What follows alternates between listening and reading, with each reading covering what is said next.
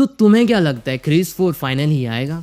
Because लोग बकवास सीधे मुद्दे की बात करते हैं। और इस चैनल को सब्सक्राइब कर दो एंड बेल आइकन को ऑल पर क्लिक कर दो, बिकॉज तुम यदि नहीं करते तो वही बहुत बेकार हो जाता है।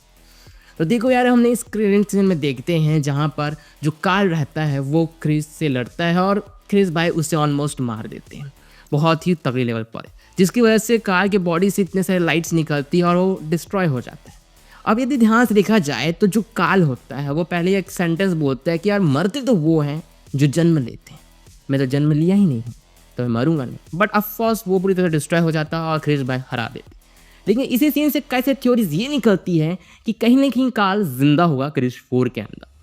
देखो यार, एक सबसे बड़ी बात ये है कि क्रिस ने जब कार्ल को मारा था तो ऑलमोस्ट के सारे बॉडी पार्ट्स उड़ गए थे। पर ध्यान दिया जाए तो जो कार्ल होता है वो सिर्फ दिमाग से स्ट्रांग है। हालांकि उसके पास जो शरीर है वो उससे चल फिर नहीं सकता, बस उसके पास दिमाग है। इसका ये थ्योरीज निकल रही कई सारी कि जो कार्ल है वो कहीं ना कहीं अपने जो एनर्जी है उसको ट्रांसफर करके किसी और में आ सकता है। अब यही थ्योरी की वजह से क्रिस 4 के अंदर कहीं ना कहीं हमें कार्ल रिटर्न देखने को मिल सकता है।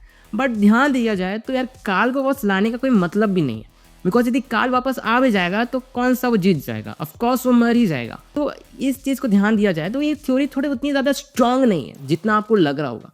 लेकिन कहीं ना कहीं ये फैक्ट है कि कार्ल कहीं ना कहीं मिल सकता है हमें दूसरी और फॉर्मेट के अंदर। बिकॉज ऐसे कई थ्योरीज निकल रही थी कि जब कार्ल मर रहा था तब उसकी जो एनर्जी निकल रही थी उसकी लाइट एक बच्चे पर पड़ती जिसे क्रिस बचा लेता है। तो कई थ्योरीज ये निकल रही है कि क्या बच्चा आगे जाके ही कार्ल का रूप धारण करेगा और वो क्रिस से लड़ेगा। बट इसका कोई स्ट्रांग वाला पॉइंट नहीं है कि कार्ल वापस ऐसा रिटर्न आएगा। हाँ, लेकिन ये है कि कार्ल कहीं जो एक्सपेरिमेंट कर रहा था, जो उसके पास जो मेटेरियल थी, इनफैक्ट वो जो एक्सपेरिमेंट कर रहा था साइंटिस्ट के साथ, तो वो साइंटिस्ट कहीं ना कहीं कुछ ऐसा कुछ क्रिएट कर सकते हैं जिससे कि कार्ल को वापस लाया जा सकता है। लेकिन हाँ, वो हमें वापस देखने को नहीं मिलने वाला, लेकिन कुछ अलग फॉर्मेट में, जहाँ कार्ल जो होगा मेंटालिटी भी स्ट्रांग रहेगा और फिजिकली भी स्ट्रांग रह सकता है। स्टोरीज है 100% श्योर है। और देखो, टाइम ट्रैवलिंग जैसे कॉन्सेप्ट तो इसके अंदर वैसे थे नहीं, लेकिन ध्यान दिया जाए तो डाल सकते हैं। कहीं से भी आप साइंटिस्ट है यार, कोई ना कोई एक थ्योरी लगा देंगे और कहीं ना कहीं से आ सकता है। बट इतना क्लियर है कि मान लो कार्ल वापस रिटर्न देता भी है तो कुछ नए रूप में आएगा, कुछ नया विलन बन के आएगा जो कि फिजिकली भी और मेंटालिटी भी स्ट्रांग रहेगा, जिससे क्रिस को लड़ने में फट सकता है, बिकॉज क्रिस अकेले नहीं सक पाएगा।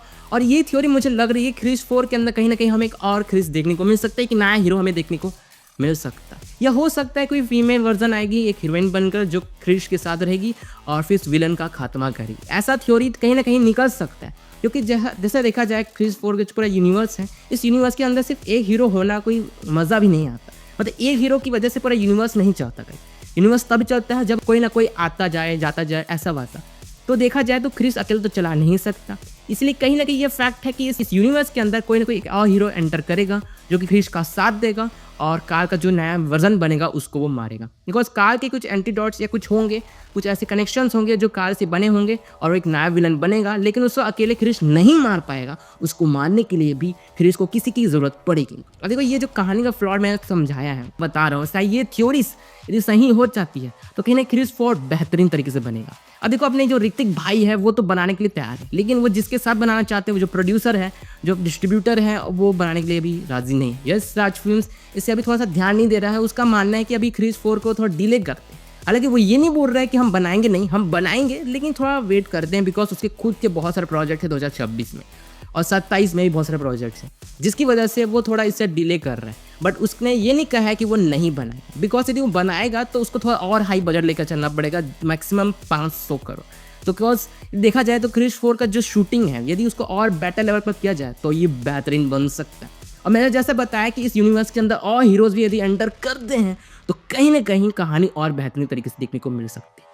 बिकॉज कार्ल का वो जो प्लॉट है वो थोड़ा स्ट्रॉन्ग नहीं है, उसकी थ्योरी भी उतनी स्ट्रॉन्ग नहीं है, लेकिन यदि वो कार्ल कहीं ना रिटर्न मारना चाहता है तो उसकी नई नई थ्योरीज जोड़ के एक नया विलन कर सकते हैं। बिकॉज दुनिया तो इतनी बड़ी यार, कुछ ना कुछ तो होता रहेगा, कुछ ना एक्सपेरिमेंट करेंगे, कुछ गंदे साइंटिस्ट, कुछ अच्छे साइंटिस्ट, ऐसा ऐसा करके कहीं ना कहीं कुछ नए विलन को लाएंगे। बिकॉज एक नया विलन जब तक यूनिवर्स के एंटर नहीं करेगा तो देखने में क्या ही मजा आएगा, सीधी बात।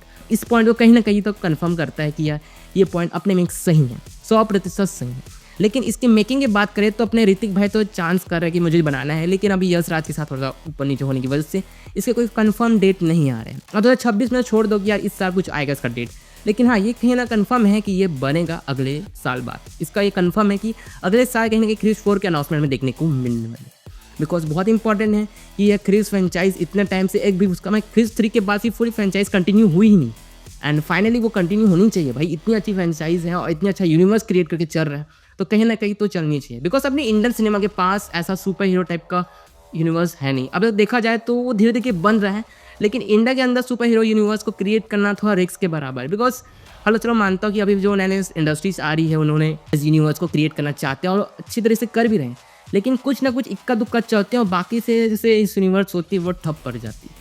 तो ज़्यादातर लोग इधर के जो लोग हमें इंडिया सिनेमा के वो इस पॉइंट को ज़्यादा हाईलाइट नहीं करते, मतलब वो ऐसा सिनेमा को देखते ही नहीं जिसके अंदर सुपर हीरोज़ हैं वैसा वगैरह वगैरह, और सिर्फ वो मार्वल और डीसी पर जाते हैं। इसी रीज़न की वजह से कहीं ना इंडिया के अंदर सुपर हीरो फिल्म बनाने में बहुत ज़्यादा दिक्कत होता है, थोड़ा रिस्क वाला भी, इसलिए इसको प्रोड्यूसर भी ज़्यादा हाँ नहीं बोलते। बट कोई बात नहीं, अपने क्रिस तो भाई जानते हो क्रिस कितनी अच्छी फ्रेंचाइज है और अब में अपने समय ये ब्लॉकबस्टर भी रही है, तो 100% श्योर है कि इसको फिल्म प्रोड्यूस करेगा और कहीं ना कहीं हमें बहुत तगड़ा वाला फ्लॉट देखने को मिलेगा। या यदि मतलब मेरी मैंटालिटी देखा जाए, मेरी मतलब विजन्स देखा जाए, तो यदि इन लोग स्टोरी के अंदर या शॉर्ट्स के अंदर यदि ऐसा लग दिया कि ये पूरी दुनिया पलट रही है और फिर अपने क्रिस भाई अपने विलन से लड़ रहे हैं और बहुत मतलब इस तरह से आप लोग देखे होंगे कई शॉर्ट्स यदि अपने स्पाइडरमैन में ऐसा हुआ था और अब डॉक्टर स्ट्रेंज के में भी ऐसा कुछ हुआ था, वो वैसा टाइप का शॉर्ट यदि करवाती है तो कहीं ना कहीं ये बजट कहीं 500 करोड़ तक लेके जाएगा ही जाएगा। क्योंकि यदि शॉर्ट एकदम महंगे होंगे और बहुत तगड़े होंगे तो कहीं ना कहीं बजट तो छोटा नहीं हो सकता, बजट को तो हाई रखना ही पड़ेगा। इसी रीज़न की वजह से इसका बजट कम से कम 500 करोड़ होगा तभी क्रिस 4 बनेगा। अब ऋतिक भाई तो ये कर रहे हैं बट पूरे प्रोडक्शन हाउस उसका भी अप्रोच नहीं कर रही है, बट बहुत जल्द इसके भी हमें डेट्स देखने को मिल जाएंगे। लेकिन उनका मेन प्रोजेक्ट तो क्रिस 4 है, जो खुद बोल रहे थे मैं खुद डायरेक्ट करूँगा, लेकिन अभी तक इसके बजट को लेकर कोई कंफर्म नहीं है। इसी रीजन की वजह से क्रिस 4 का थोड़ा कंफर्म बिल्कुल नहीं है। लेकिन इसका ये मतलब नहीं है क्रिस 4 नहीं आएगा, क्रिस 4 आएगा, 100% आएगा, बट थोड़ा वेट करना पड़ेगा। बाकी आप लोग मुझे बताओ कि इस थ्योरी को लेकर आपकी क्या एक्सपर्टीज़ है। मिलते हैं नेक्स्ट वीडियो में, bye bye and do subscribe ना।